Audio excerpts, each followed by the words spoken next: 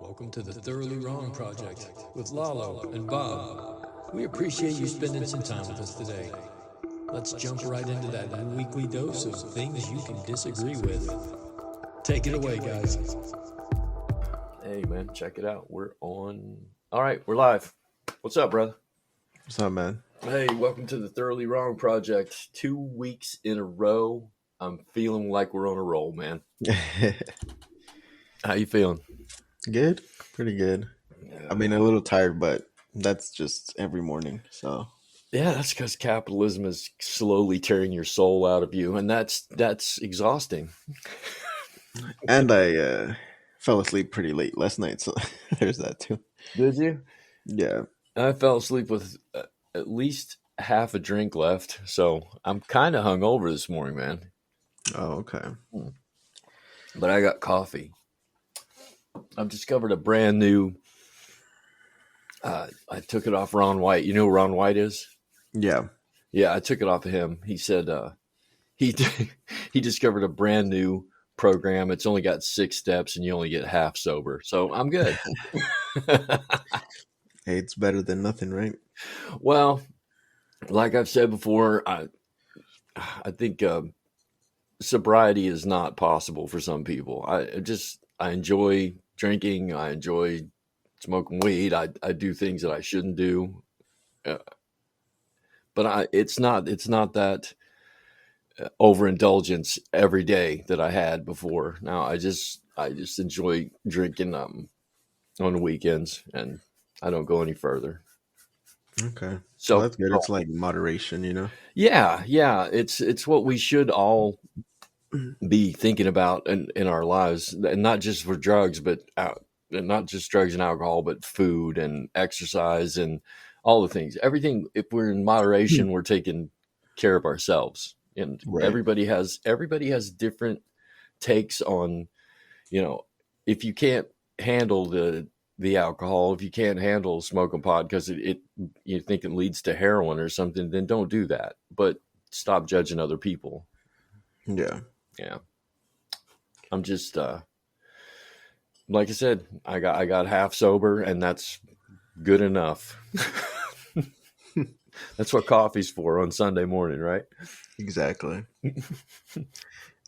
For me, I think it's been a good minute since I've like drank. I mean, well, what depends what you mean by drink. Like, I think the most I've drank in like the past, maybe even like year, has been um like 2 beers, like Yeah, at any one time. yeah. That's So I don't know. I feel like the last few years for me, like drinking has become like less and less appealing. yeah. Well, Um, it does. I go through like cycles where I don't want to drink and I don't drink, and then someone says you want to go have a beer, and then I have a beer, and then it leads to I'll go through a period of time where I'll drink a little bit, and then like you said, the appeal just wears off. You just get tired of being fucked up all the time, so you're like, okay, I'm just not going to do that for a while, and then you dry out, clean up a little bit. yeah. So I don't know. Maybe I'm in one of those like down cycles. Maybe you're on your way to becoming a Pentecostal preacher. I don't know about that, but Yeah. Well, how old are you? 27? 28. 28. Yeah, man. You feel are you feeling it yet? Like old? Um, I You mean, haven't. I want to say yes and no. But I mean, there's things that I could tell are like different from when I was like 22, you know? Yeah. Yeah. Um, which I mean, to me, sometimes if I think about it, it's kind of like scary just because, like, I mean, everybody when they're young, like, they just expect to be young Yeah. forever, you It's know? almost thoughtless. You're Like, just living, you know. if you ever like wake up and like your back hurting, you're like, you feel like that's those type of things don't happen until you're like in your 50s and your 40s, Yeah. and then you're like 28 and you like pinch your sciatic nerve or something. Yeah, my wife's been down for Laura's been down for 3 days. She's got sciatic. She's Yeah. 42. She's starting to talk about, is this is this reality? It's like, Is this my life now? yeah, it is, and I'll guarantee you it is. If you don't take care of yourself, you're going to pay the price. And I can't help what happened to me. I've like for the past few days, or a few months, actually, feels like it's been raining, and man, my shoulder aches and my hands are fucked up, and I can't play the guitar very well because everything's stiff and hurts. So I tell people, I'm like, 30's that first marker. It was for me anyway, because as you get older, they tell you, live in the moment, try to stay in the moment. But when you're young, that's almost automatic because you're just living and drinking and fucking and, having a great time and doing all the things, going to school. 30 was my first marker. It was like my knees started to bother me from where I played football. And I was like, wow, that's different. Yeah. That's different. That's stiff. That's odd. And then 30s, I started to realize I'm slowing down, and it wasn't in any, huge increments. It's not like I'm going to be in a wheelchair by the time I'm 38. It was just this gradual realization of the time is passing me by. And there's this, it's like almost like an awakening. And if you can do it, it makes your life better because you realize, okay, I'm running out of time. It's almost like having a slow cancer. What do I want to do before the inevitable happens? Yeah. Like I know for me, even now that I think about it, the one thing that I have, like the one uh, or the few occasions where I definitely notice like that your like body changes over time is like since we were like in high school, me and my friends, we've always enjoyed like playing football like at the park, Yeah. and we've always like done it, and we always have like a turkey bowl and stuff like that. And before, like in my early mid 20s, um I could just like show up at the park and I could just like start playing, Yeah. you know Yeah. and like I I know played where you're quarterback a getting. lot. I played quarterback a lot, so I could just like get there and just fucking start slinging the ball. But I want to say the last like 2-3 years, like I literally have to like warm up my arm. You gotta stretch out, man. Yeah, because if I just start throwing it, like within like 10-15 throws, my shoulder is like shot, like completely. So I have to like literally like warm up and like lob it, and like every few passes, then I start throwing it a little further and further, Yeah. and then my arm feels like normal, like I could throw it all day, but I can't just like show up and you know start running. Yeah. I Think gotta about like old Brady, man. Think about Tom yeah. Brady. That some bitch starts stretching out on Friday night for the Sunday game. So yeah, like there's definitely, I feel like things also take longer to heal now. Mhm. I don't know if that's like even a real thing or if that's No, just like in dude. my head. No, it's a reality. My skin is thinner. I mean, I'm almost 60, but my skin is thinner and I bleed a lot more, and things stay scabbed over for a week instead of the 3 days, and it's just these little markers of the reminders of, hey, like you said, like you said, I stepped at the edge of the canyon. It was a couple of years ago, and I picked up a rock and I threw it into the canyon, and something popped in my arm, and I was like, "Oh, that hurt." And like it took 6 months, dude. I had to go to the hospital. I had to go to the doctor, and they x-rayed it. He's like, "You've done something to the cartilage." And I was like, "I threw a fucking rock into the canyon. That's all that I did." So, yep, you're slowing down. We're all slowing down. And I think that like realization for a lot of people, it's like very terrifying. Because I mean, that's kind of like that's what causes like things like a midlife crisis and things like that. Yeah, yeah, definitely. I've been having Um, a midlife crisis since I've been about 35, though, bro. So and I think a lot of people, because I mean, when you like see and feel and notice things like that, I think a lot goes through your head. And I think at some point, one of the thoughts that go through your head is like, my body's like breaking down and getting old, and yeah, at some point I'm gonna like die. yeah, And it may not be like very conscious for a lot of people. Like they might not like explicitly think like, oh, I'm gonna die, but sometimes it could be subconsciously. And I think, um, especially when you're younger, like the thought of death isn't really like present for most people. right, right.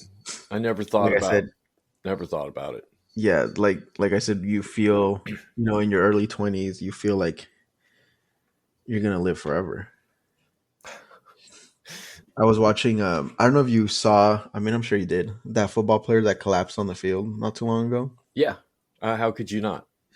Yeah. So there was this guy. His name's Ryan Clark. He used to play for the Steelers, actually. Um, he works for like ESPN now. He's like an analyst and stuff like that. And he was, he was talking about the situation, and because I remember he had like a scary incident too, where he had like a health scare, and Yeah, um, his coach like actually didn't let him play. Like he really wanted to play like this one game. I think I forgot what it was that he had, but his coach said like, no, you're not playing. And he made a comment during like his monologue that really like stood out to me. Um, and he said, at 24 years old, I didn't even know I could die. yeah, And that's like very, I don't know. I feel like once you think about that, it rings very true. yeah. It does, and it takes those moments of when the rope breaks or when the car goes sideways. It's those things that. It's funny you should mention that. I felt really bad about something that happened to my kid when I got in that car accident, and I almost got killed, and Jake got killed, and everything got fucked up. Elijah was 85. He would have been 9, maybe 10. And it was at that moment that Elijah began to think about dying. And he told me, later that when he was in his late 20s, we had to talk about it. He said, I have lived with the fear of death since before I was a teenager. So he's very philosophical, and he writes very dark poetry. He has a way different life than anybody else. He's kind of a vagabond. He's not homeless. He's not a drug addict or anything. He just has this outlook on life that it's temporary. So he grew up. He didn't get to have that time in life where he was a Superman and whatever happens happens. There's always been that thing following him. It's like, this is temporary. So he could be a great writer. He is a great writer. He writes very dark things, very introspective, very true, like almost like disturbing truths about living and capitalism and all. I've always felt bad about that. There's nothing I could do. I mean, there's nothing I could do. I couldn't, almost get killed and then look at Lodge and be like, hey, this is you're not going to die. Yeah, it's So very it must have been hard growing up for him. I think about that a lot. Where he said, I used to lay in bed terrified of death at age 10. And you think, holy Christ, I've never been terrified of death. It's always been, it crept up on me, and then that happened to me. And then some other things happened to me that almost fucking took my life. And you just begin to think, okay, I've lived this long, and this happened. It could happen again.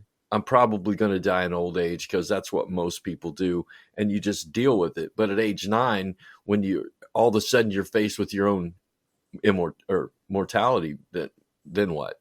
Then what do you do? And I feel bad for him. Yeah, and I mean, I can imagine thinking like even the idea of death at such a young age. Um, I feel like it has to be very different from being an adult, Yeah, just because I, your brain is like so underdeveloped. right. Like, what does that even like? What does a 10-year-old think of when they think of dying? Like, what does death mean to them? Yeah, he didn't And have I could, anybody to talk to about it also because the he couldn't formulate the right questions to ask. right. So I mean, I feel like it's a very like confusing thing or like concept to grasp. Yeah. Yeah, I imagine it was. So, that's crazy that at such a young age you're like uh you're like having to deal with that kind of things. I can imagine it just affects you like on so many different levels too. Yeah, and when you're working with the homeless, when you hear a lot of stories about childhood trauma, and that was a trauma for him, and he made it through. I mean, he's living his life, but you think about, here's a 9-year-old kid who has to face death. How about the 6, 7-year-old girl who's getting raped, and the little boy who's being raped, and dad and mom die, and there's all these fucking things that happen to kids that they don't know how to talk about it.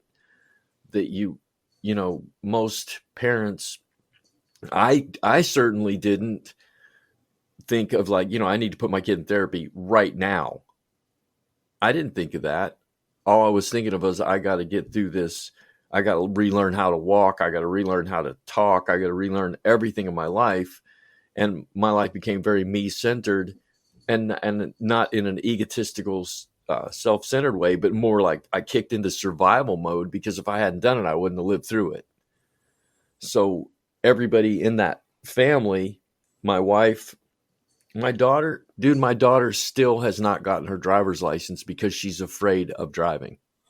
She is 36, I think, 37. And that one traumatic event kicked off tons of PTSD in all kinds of people. My ex-wife, who got the phone call, says she still thinks about that phone call. My son, who began to fear death at age 9. My daughter, who will not get her driver's license. And I have another daughter who's just, you can tell that when she talks about that, as they were those childhood traumas, they still haven't dealt with them, and they don't know how to deal with them, even in therapy. So when you're looking at a homeless person who's a drug addict, and they tell you, I started getting raped when I was 7, you got to go, oh, Jesus Christ, no wonder you're fucked up. No Yeah. wonder. You have a big job ahead of you, man. You're going to be a therapist, right? I mean, that's the goal. Yeah. Well, and plus, I hope that in the future that traumatic events are better handled, because as a Gen Xer, mental health issues weren't the things we were allowed to have. You couldn't be depressed. You couldn't be anxious or stressed. That was just what life was. And when you said, man, I'm having trouble, people were like, suck it up, buttercup, move along. Yeah, it's the level of awareness and um like accessibility to treatment has definitely like exponentially Mm-hmm. increased, over the last um probably like 20 years, I'd say. Yeah. And I think a lot more people are treating mental health and mental illness more on par with like physical illness. Yeah, which it should be. It should Right. be. So, I mean, that's definitely a good thing. But don't you So, what? think we're failing to recognize that the people who weren't taken care of, you know, that thing that went viral or whatever you want to call it, okay boomer, that was Yeah. very dismissive, and it was a way of saying you don't count to me and personally. And I didn't really take it personally, but I did think at the time, listen, kid, you don't understand what I've been through. You can't just dismiss me. And I didn't do it in an angry way, and I knew it would pass because that's what our culture is now. All of a sudden the hand waving emoji is an anathema for a few weeks, and then fucking people forget it and start using the hand waving emoji again. So I knew it was going to pass, but there is these things that we do in our culture. We tend to minimize things and push things away in order to elevate ourselves. So that generation that said, okay, boomer, that was a way of not so much of putting down the last generation, but a way of feeling good about yourself. I'm better than this boomer, you know? Yeah. Yeah, I mean, I can definitely see that. Um, but I also think there's a lot of because I think there's a lot of like layers to that. Um, I don't know, like narrative, I guess. Yeah. And I think a big part of, or like a big layer of that is, I think there's a lot of like resentment from like younger generations Yeah. towards like that, baby boomer generation. Um, Why would you resent us? um, I think a lot of that resentment comes from like the current state of like the United States. And I think a lot of people are able to, they learn about and they read about like all these things um, that are much harder to do now than they were back then. Yeah. You talking about And buy a house, things like that? yeah, like buying a house, retiring, um, even things like Social Security, like that's probably going to run out, before anybody, certainly my age, can like use it. Right. So I think a lot of the ills of our current society, I think, are blamed on those older generations. And then at the same time, you hear a lot of stories of like people from that older generation kind of like scolding like the younger generation on like, I did this when I was your age, but Yeah. you're like, some like lazy like millennial that just whines all the time and stuff like that. So I think those two things kind of like build up a lot of resentment. I, And I think that has more to do with like that like okay boomer like mentality than yeah. anything else. Yeah. It's dismissive. You, and I understand that, I still, dude, because of what happened to me, I am 58 years old. I have zero retirement. I don't have a fucking dollar in a retirement account. I don't own a house. My truck is 28 years old. I'm living in a world where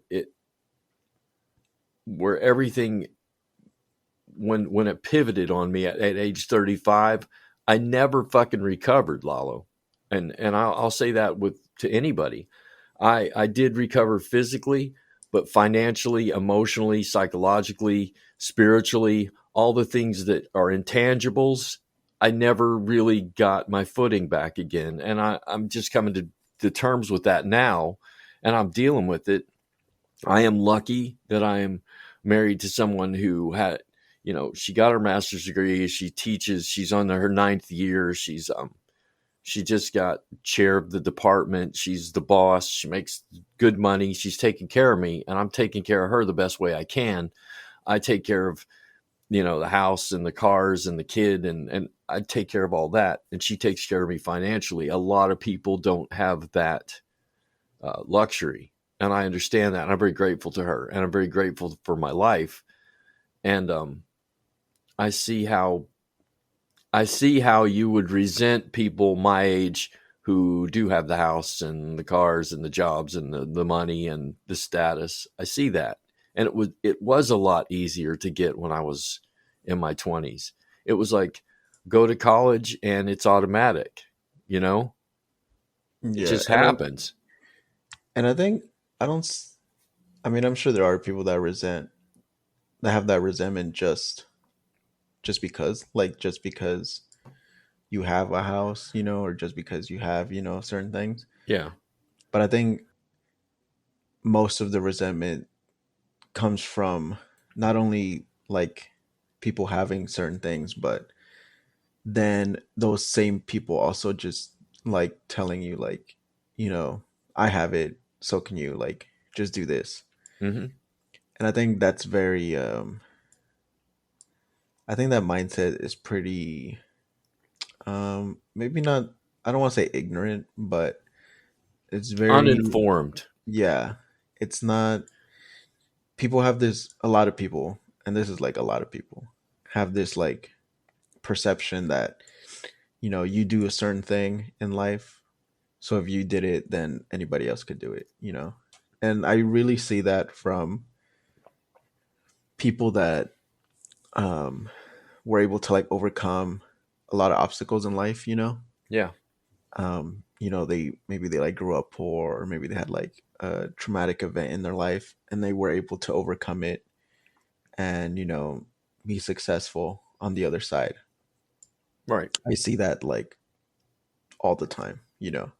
So it's like, oh, I grew up without a parent, or you know I was a foster kid, and I grew up, went to college, and turned my life around. And then you look at all these other like foster kids and tell them, I did this, you can too.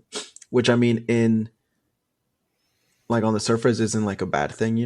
Right. 'Cause they could use you as like, motivation and things like that.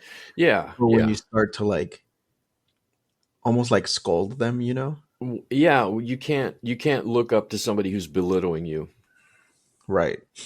So yeah, it's very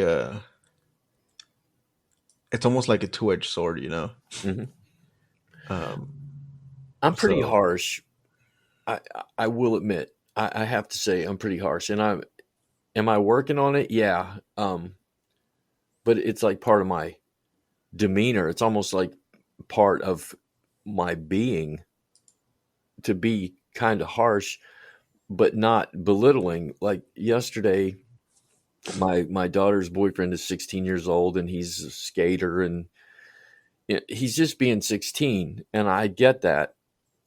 But I also get being 16 in 19, well, it would have been 1981, is a hell of a lot different than now.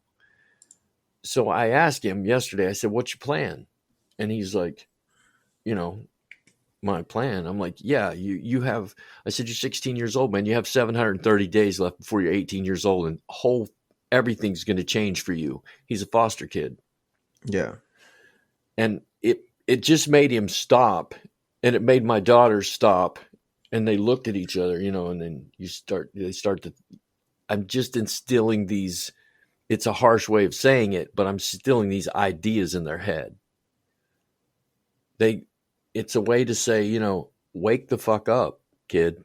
I wish somebody had done it to me, and nobody was there for me. So I'm trying to be there for this generation, for people your age, and just tell, make a fucking plan, do something, because before right back to the beginning of the podcast, you're 16 years old, you're going to blink and you're going to be 60, bro. And everybody goes, ha ha ha.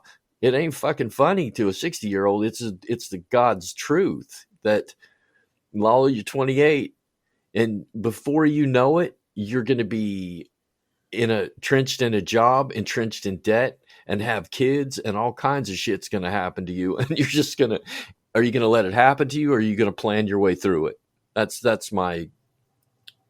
seems to be my message for the younger people younger than me. Are you just going to let life happen to you, or are you going to fucking plan your way through this? Yeah, and I mean, that's very like it's very daunting for a lot of people, because when you're the one like being told that, you know, Yeah. I think it could be very overwhelming because you're dealing with like all the shit that you're dealing with, Hmm. and then people around you, and I'm sure like a vast majority of the time it's like with good intent, and they're trying to help you, and they're trying to like prepare you and preempt you for a lot of things that are coming. Yeah. um but I think that also adds like a level of like pressure, like I gotta do something, you know Yeah, but don't you think that that's good? Because don't we all have to fucking do something? I mean, yeah, I mean, I don't think it's a bad thing, but I think just that pressure, like people react different towards that sort of thing, towards yeah, pressure. Some people like crumble under it, and some people use it as like fuel. motivation, yeah, and Yeah, fuel. yeah, So I think it really depends on the person. And I mean, I'll be honest with you, if it's somebody that like can't like handle the pressure, or like they just become even like they just go deeper in their hole because of yeah, it. Like for me, even for me, it's like hard to think of like, okay, then what do you do? Because I do agree, like you have to do something. yeah. You can't just like ignore your problems and then hopefully they go away. I did But that for a while. I know a lot of people, even like personally, that kind of just like shut down, and that's like the exact opposite of what you want to happen. Yeah, Because that just makes things worse. yeah. I used to shut down when I was a child because I lived in a bad situation, and I learned in the military when I was in the Marine Corps, you can't do that. It'll kill you. And I try to tell people, that that's a military thing, but I try to tell people if you're going to be a policeman or a fireman or a social worker or all these things that you're going to put yourself in the line of fire, you cannot shut down when they turn the heat up on you. When your client freaks out, you just can't go, oh, and freeze up. When the house is on fire, you've got to, things are planned out ahead of time. And that's what I try to tell people. Your life, you have to make a plan, and things are going to get fucked up, and things are going to go sideways on you real fast. And it's not like you can plan for these things. It's that random Tuesday afternoon when you get a call, hey man, some people are dead, and we got to do something. Well, you can't just freeze up. And I think that I say it all the time. Military service would be good for a lot of people. And no one wants to hear that. Well, I think like the basis of that is like discipline and like Hmm. structure would be good for a lot of people, because Right. that's what people take away from that. And I mean, I know a lot of people that um like coming out of high school, like they didn't know what they wanted to do, which I mean, in reality, I think that number of, or that percentage of like kids is a lot higher.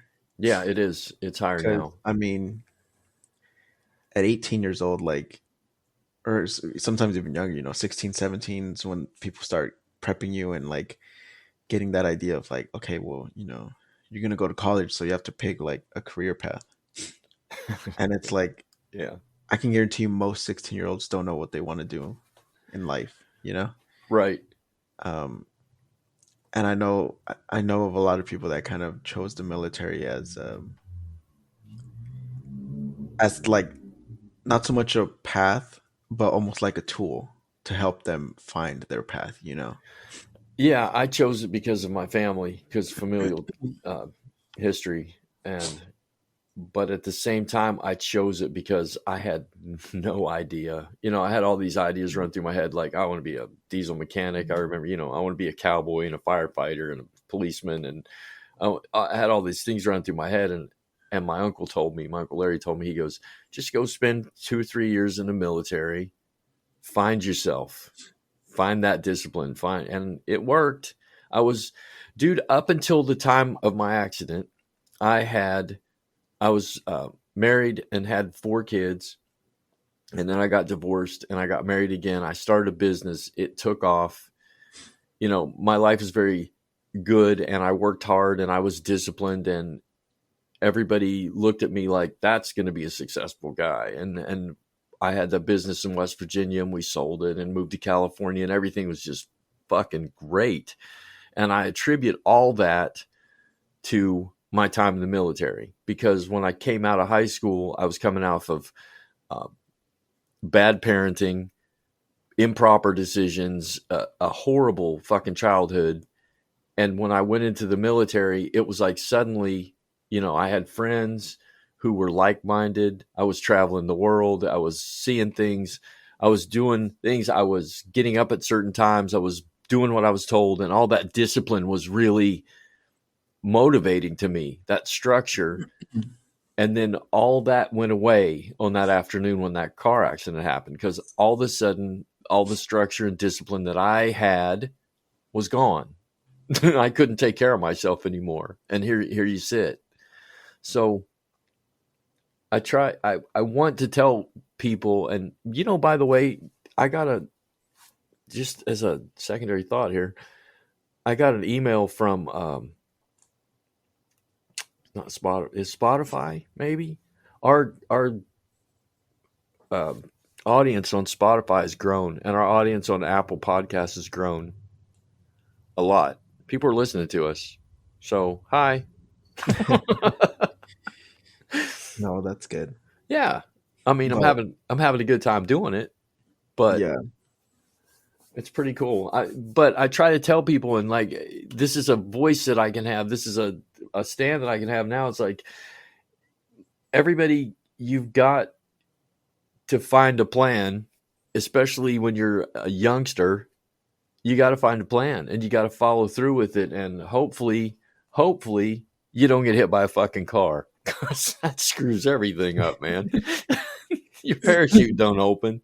Okay, let's make a plan now. You got 40 seconds. What are you going to do? yeah, and I mean that happens to a lot of people. Like, you know, there's that one or two like event in their life that can completely like just throw it off the rails. Um, and I mean those things can impact people like on such a deep level. Yeah, definitely. Um, I mean, like even like you said, your daughter, like to this day, she has no driver's license, Right.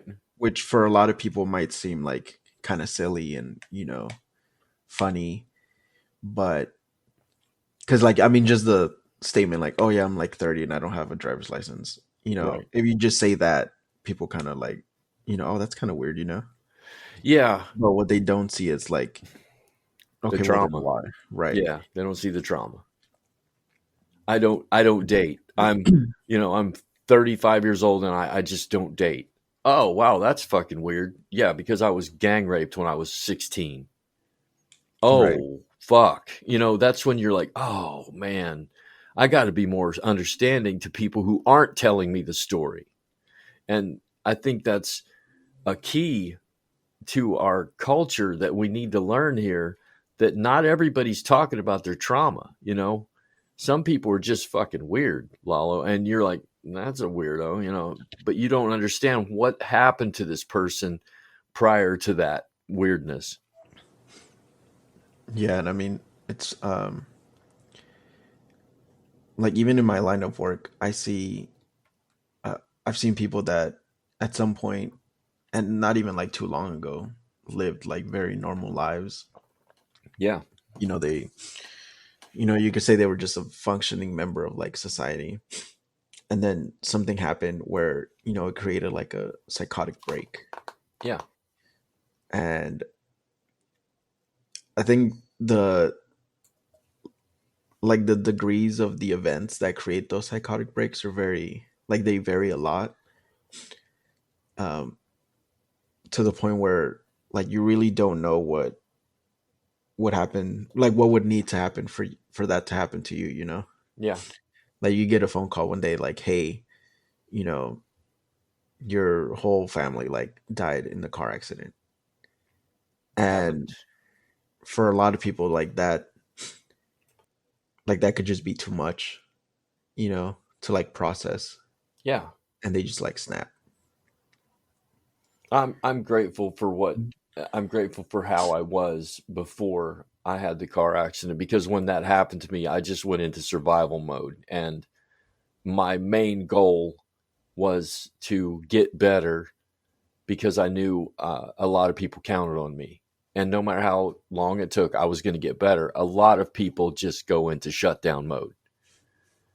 And then Yeah. you got some serious problems when that happens, because in order to take care of anyone else, you have to take care of yourself first. And if you don't do that, and you don't want to survive, and you don't know how to survive, you got some serious issues, and you end up homeless on, smoking meth on the sidewalk. Seen it too many times. Yeah. And I mean, it's a scary thought, you know, Yeah, it is. for a lot of people, because I'm sure a lot of people also like think of that and like look back at their lives, and it's like, wow, like, you know, this certain event could have fucked me up pretty good, Yeah. you know, or that certain event could have fucked me up pretty bad. So it's just, um, like I don't even know if like there's a way to like not train yourself or like train your brain, but just like strengthen like your mental like will almost, you know. I'm sure a lot of that is done like maybe like in your childhood and growing up, you know, Yeah, and like it can be. all the Yeah, lessons that you learn as a kid. yeah. I learned those hard lessons as a child, because I grew up in a family with a very harsh stepfather who, nothing was ever good enough, and nothing was ever fast enough, or nothing was ever high enough. And everything I did was like, well, Rodney Pete does it better. I grew up with a fucking superstar. So I Yeah. was never good enough. I never learned that I was good enough, and I carried that with me for a long time. And I still, to this day, think I can do better. I can do better. I can do better. I can do better. It's never good enough for myself, and that, where some people would think that's the way to superstardom. Some For most of us who aren't superstars, having that in the back of our head is very tormenting, not uplifting. Is it? Oh yeah, yeah. The Tom Brady's of the world, the few and far betweens. When he says he's not good enough, he damn well means he's going to get good enough. I have no idea what I'm talking about. I'm just not good enough. I don't have a plan to get out of it. Those kind of things. And it's funny how you talked about it. It happens to you in childhood. You're exactly right. Whatever happens to us in the past shapes our future, because if you ask the average person, how often do you think about your wife coming home from work getting killed in a car accident? Most people are going to say, that's very morbid. I'm not going to, I don't think about that at all. Lalo, I think about it every fucking week. If it's raining, or the traffic's bad, or it's foggy, that's almost my go-to thought. What am I going to do if Laura gets killed? And that's, everybody's like, God damn, you're a fucking sick pervert. And I'm like, no, I lived through the exact same thing, and I wasn't expecting it, and it threw everything out of whack. And not that if it happened to me today, it wouldn't throw everything out of whack, but you can't remove those thoughts. You can't. They're just there. Yeah. And I I mean, don't consider it morbid. I consider it just happened to me. It could happen again. yeah. And I mean, I think a lot of those things are like, they become like hardwired for a lot of people. Yeah, I think that's what's happened to me.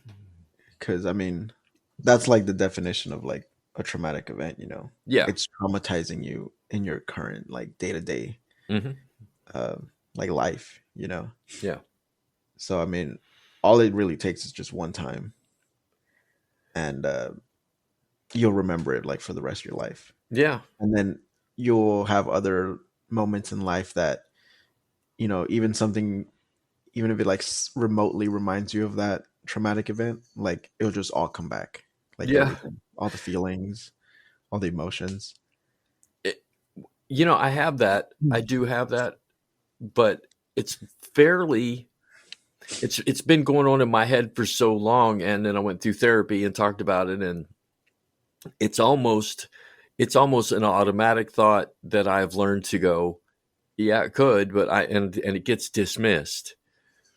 Sometimes I can't dismiss it until she pulls in the driveway, but I don't let that thought, I don't need medication or shit like that, and I'm not pacing the floor. It's just like I'll be working on our podcast, and I'll look up and it'll be 5:15, and I'm thinking she's usually home by 5:10. I hope she's okay. And it immediately goes to, what am I going to do? You're right. That's the definition of a traumatic event. I can't stop that. I'm not sitting here, 5:15, it's time to start worrying. I'm not even really worried. Yeah. No, So yeah, that's very I don't know, like, and I mean, I have things like that, probably not to that like degree, right. but there's moments where, like, if something doesn't happen as you expect it to happen, or as you're used to it happening, Mm-hmm. like your mind just wanders off into like, okay, what if that? It's like the same thing with people like in relationships, like, let's say they get like cheated on, Oh yeah, and definitely. it's like, let's say you're like husband or wife or whatever with like, oh, I'm going to the gym, babe, and then they're actually like, going to like somebody's house or something. Right. And then in your next relationship, like every time they go out, like every I'm time going they to go the to the gym, gym, babe. it's like you can't help it, but like all those thoughts just like rush into your head. Or maybe they're like 10-15 minutes late because they like stopped at the store after the Right. gym, but they forgot to tell you. So you're just like, your head just instantly goes to that, they're with somebody else. Isn't that interesting?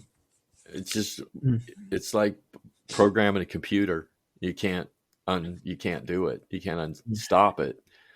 I tell people this, especially in relationships, that let's take that example that you use because it's a perfect example. You've got two people here. One's traumatized. The other one cannot dismiss that trauma. That seems to be the biggest problem of, where have you been? Well, I was at the gym. And then it starts, and then there's this fight, and then there's this uncomfortableness, and then finally somebody says, you know what, I can't trust him, and he says, she's a fucking untrusting bitch. She doesn't trust anybody. But instead of saying that, I try to tell people it's hard to fight with somebody who won't fight with you. And that's a very Buddhist saying. It's a very Buddhist way of looking at things. If I was, when I married Laura, she was coming off of like a 5-year relationship where he was very abusive, and he hit her, and he went through her phone, and he went through her clothes, and you can't wear this and you can't do that. In fact, it got down to, she told me a story where he came home from work and said the gravel in the driveway is different. Who was here? So she was very traumatized in relationship wise. And instead of me, just living my life like, I'm late, I'm not going to call her, I went out of my way to soothe her and until she learned I'm not that guy. But she had to learn I'm not that guy because she was traumatized. And if you just refuse to fight, when your partner freaks out, everybody fucking freaks out, Lalo. Everybody gets mad. Everybody gets irritated for no reason. Everybody's brain chemistry is off on a random fucking Thursday morning, and they snap at you. Don't snap back. Just don't fight. Just say, okay, you're being human right now, and I'm going to give you your space. And I'll guarantee you in 15 minutes, that will pass. Instead of a 5-day fucking fight because somebody woke up feeling terrible, you just have a 15 minutes where you're apart, and then you can start talking again. It may be an hour, but it's not going to be that thing that it could have been. Just don't fight. Just refuse. You don't have to defend yourself every single fucking time somebody challenges you. It may not even be a challenge, right? Like we said, it may be some deep-seated trauma that you don't fucking know about, and it's pushing this person to push back against the behavior that you just had, even though you're not even aware of the behavior that you just did. So Yeah. try to be more understanding. And I think what also needs to happen is there's got to be like two, like both people have to put in that effort, you know? Mm-hmm. Like the person with the trauma has to be able to, and obviously not right away, but like over time, you know, kind of or at least be willing to try to like not so much put that trauma behind them, because I mean that's Right. almost like nearly impossible, but you know, try to like live around it, you know, not so much through it. You know, like in your example of like, you know, of your wife, that you kind of had to like, you know, you knew what she went through, so you like went out of your way to like Yeah, reassure her and things absolutely. like that. Yeah. um like that part's important, you know, like the person being able to like understand and um you know, do things they normally wouldn't because they know that their partner's going through this. But I think just as important, the other person has to be able to like um at least over time, um you know, I mean, in this case, kind of like learn to trust again, you know, and Yeah. things like that. Because I mean, I think if it stays just on the other person the whole time, I think that like really breaks people down over time. Yeah, it does. It really, you're absolutely correct. You're man, you're spot on this morning, because the person that recognizes the other person has the trauma, me in this case, okay, I'm dealing with somebody that's psychologically damaged. Let's see where we can go with this and adjust for it and do that. And her, on the other hand, even though it took her a while, so you can't coax a little kitten out from underneath the house with a bowl of milk in 30 seconds. It's not how it happens. They have to learn to trust you. So I had to recognize she had the trauma. She had to recognize that I'm trying. You know, my extra phone calls, my extra hug, my extra sit down and let's talk about the problems that we're having, all that. And that's where that communication is. And even in the deepest, darkest traumatic events, she is very understanding of sometimes I'm overwhelmed with my grief still, even after 20 some years.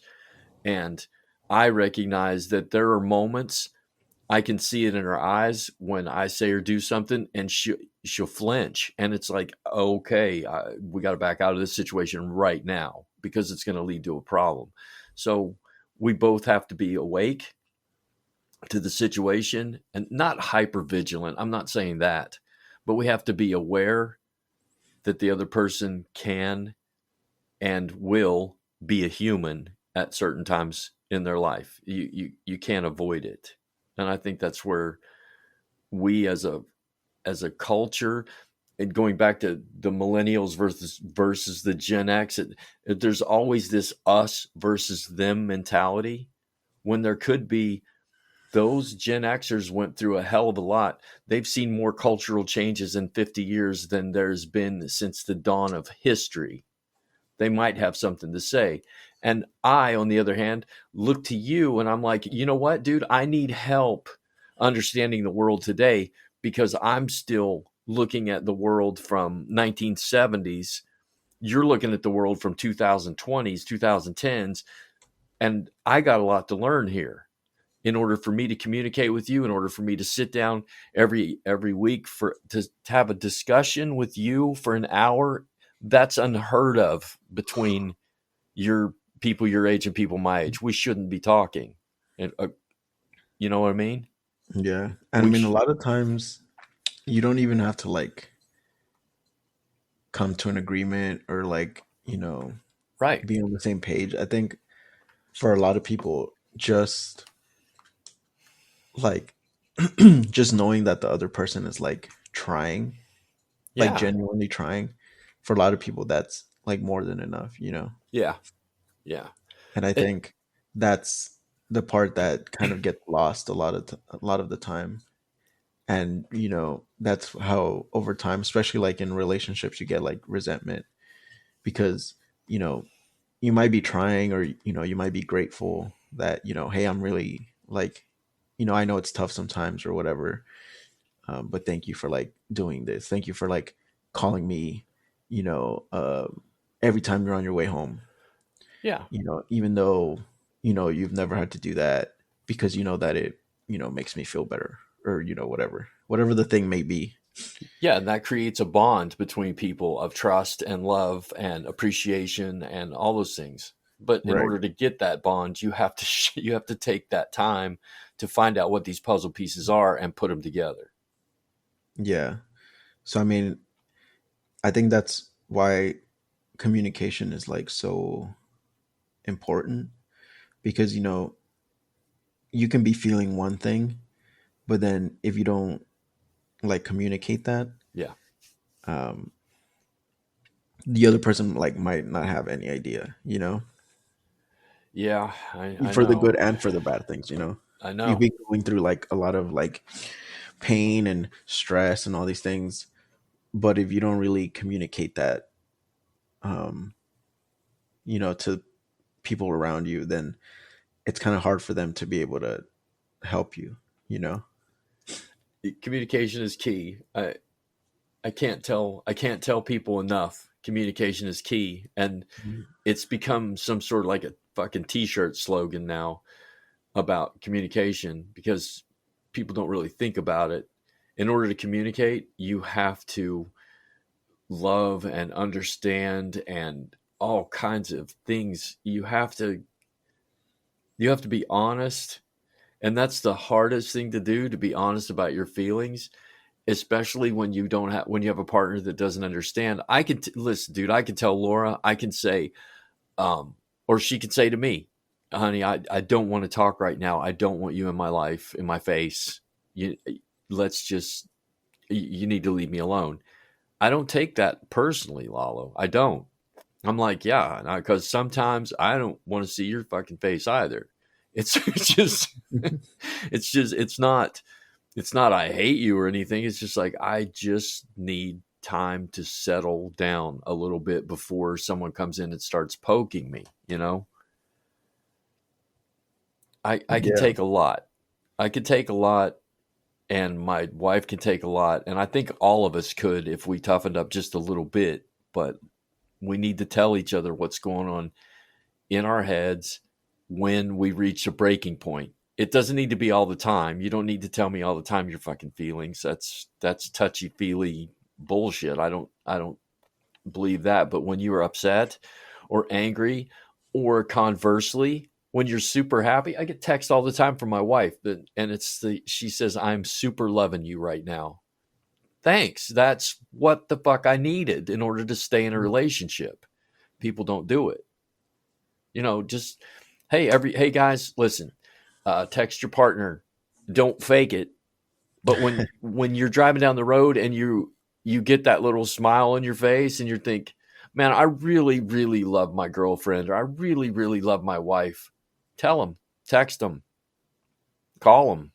It'll do so much to heal yourself and your relationship, because it makes you feel good to make another person feel good, and then there's that bond.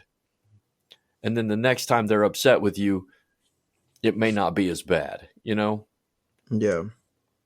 My father-in-law right now is in a world of fucking agony, married to a person that he hates, and she hates him, and they just fight constantly. If they're not talking, they're fighting. And yeah, dude, it's fucking horrible. And the names they call each other and the threats, and I can't imagine living like that after experiencing the marriage that I'm in now. I have had marriages in the past, and points in the past where I'm just like, God damn, this is so bad. How do people do this? And now I look back and I feel bad for him. because he's living in a world that's not good. It's not communicative. It's not loving. It's not caring, kind, empathetic. It's nothing positive. The only thing they're doing is just breaking each other down, and for the sole sake of breaking each other down. Why are they still together? Codependence. Hmm. Yeah. Yeah, that happens a lot. Yeah. It's a codependent relationship. And he came out to visit us for, I don't know if I've told you this, but for years, we told him we don't fight. Laura and I don't fight. And he was like, oh, yeah, right. Fucking right. I fight with my wife every fucking day. And I'm like, well, we don't. We just don't. We just walk away from it. Like, and I told him about that Buddhist thing that I have. It's hard to fight with somebody who won't fight with you. Period. Yeah. So he came out here and spent 2 weeks with us, and he saw how kind and considerate and loving and caring and communicative, and we hug and we laugh and we love, and there's this spirit of understanding between my wife and I that we're just going to be okay. We believe that we're going to be okay. And he took that back with him. And he said, for a month, I really tried. I seriously tried. And she never softened a bit. She made fun of him, and pushed him right back to, fuck you. I don't want to do this anymore. So now they're stuck in it again. And I feel bad for him. And I know that a lot of people are like that. And there are varying levels of that, because people are miserable with each other and will stay with each other. Yeah, and I mean a lot of that.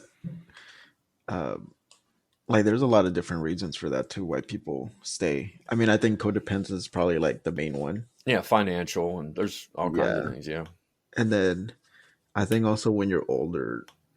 Well, I wouldn't say, because I think at some point it like doesn't really matter, but I would say when you're in your like 30s and like probably definitely 40s, um, and you've like been with somebody for a long time, and it's like really bad Yeah. to the point where you actually like want to leave. Um, You're wondering where to hide the body. a Yeah. lot of people when they're, I think, in that like age window, like one thing that goes through their head is that they don't want to like have to start over. You Yeah. know, if you're 23, 25, and you've been someone with 5 years, and it just got really bad. I think it's a lot easier to leave at that point because, Yeah. you're still young in your eyes, like, okay, I'll find somebody else. But, when you're 30, like 35, 45, you got kids, you got a house, you got all these things already. Like your life, which you thought was already like established, like when that falls apart, having to like start all over from nothing, Yeah. it's like terrifying. I know. My first divorce was at 29, and I left with what I could fit in my car, And my Yeah. second divorce, my wife was so damaged from losing her child, I just gave her everything, including the house, and walked away with what I could have fit in my car. And my third divorce was what I could fit in my tractor trailer. So I keep starting over. I have started over a bunch, and it's not daunting to me because I've done it so many times. But the thing is, I understand the fear of the unknown is sometimes greater than the desire to get out of the situation you're in. Yeah. And my father-in-law's over 70, man. And it's not Yeah. 'Cause I think at that point, like, that's why I said it was like, I think the window's like 30 to like even like early 50s. yeah. But I think after that, like, if you're 65, and when you're 65 getting a divorce, like, I don't think there's much Yeah. like aspirations of like, oh, I want to remarry. All that means really for you at that age is if you can, depending on how the chips fall in a divorce, you might end up in a fucking small apartment somewhere eating cat food if you're not careful. Yeah. Yeah, I feel bad for him, but we could boil it down to what we just talked about is just, you got to fucking communicate. You've got to be honest and forthright. And if you don't love your partner, you got to figure a way to amicably get out of it, because what a waste of life, which is what I try to tell him. It seems like such a waste that you're a great musician, you're a kind person, you're funny, you're all these things that are so positive, and you're stuck in this with this person that you do not like. And that's okay. It's okay to say, I don't like her, because that's just being honest. If you're not compatible with somebody, I don't want to be in a relationship with somebody that I don't like. I won't even be friends with somebody that I don't like. So how can I live under the same roof? It's a sad case. But I'll end with this. I talked to my neighbor the other day. He's 38, and he's trying to communicate. He's starting to learn. And he said the other day, he's like, I just came out of this thing where I stopped talking to people because of Donald Trump. And I was like, oh, I didn't know where this fucking conversation was going to go. Like, oh shit, I need Lalo.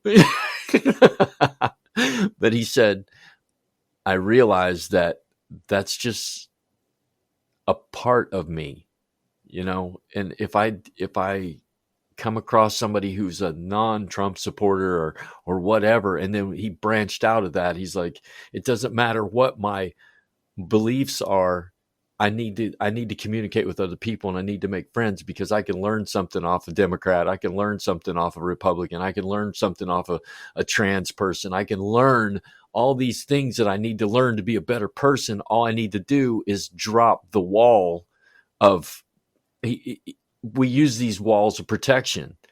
I'm a Donald Trump supporter, so therefore I'm going to shut everything out, and I'm going to live in this world. And he really eloquently put it for somebody who was 38 years old. He eloquently said, and he's not educated, he just said, I needed to get along with people, and I need to be more honest with people, and I can learn things, and I can be a better person. And I was like, wow, I was blown away, Lalo. You don't hear that from a lot of people his age. Yeah, it's very it's like a lot of introspection going on there. Yeah. I didn't ask him what trauma that he had come across to make him do that, but I'll find out later, I guess. It's not like you're eating a pork chop at dinner and you think, man, I need to be more introspective. Sometimes that's when it happens. That's when you get that realization. I had a pork chop epiphany, man. I need to be a better person. Right on. Well, Lalo, thank you, brother. Thank you. I appreciate you. I hope to see you next week. Yeah. All right. Now listen, everybody. You don't have to listen to the whole hour. Just listen to this last 15 seconds. Stop, think, and be more communicative, empathetic, kind, and understanding, and you'll have a whole lot better life. Learn how. Have a good week, man. You too. Later, bro. Later. You have been listening to The Thoroughly Wrong Project with your hosts, Francisco and Robert. If you enjoyed today's show, like, follow, leave a comment, and then look in the description where you'll find our website, Instagram, and Twitter feeds. Until next time, thanks for listening. And just remember, never be afraid to be thoroughly wrong.